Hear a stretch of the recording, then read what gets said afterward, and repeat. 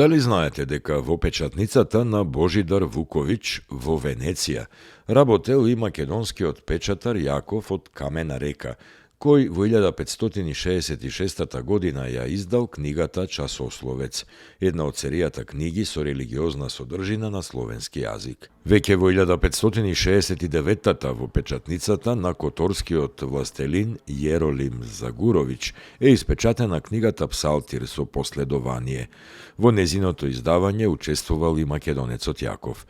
Токму оваа книга ја крие тајната за првата скопска книжарница.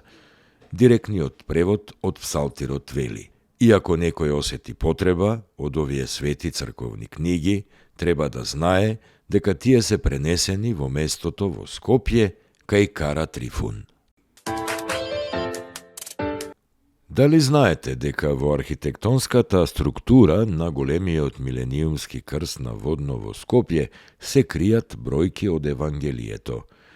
Крстот на 27 септември 2000 година е пуштен во употреба и е наречен Милениумски крст. Изграден е врз бетонска основа од 12 мали столба, кои ги символизираат 12-те апостоли, и 4 големи столбови кои се четворицата евангелисти, со височина од 66 метри, поделена на 33 дела, години колку што имал Господ Исус Христос кога бил распнат.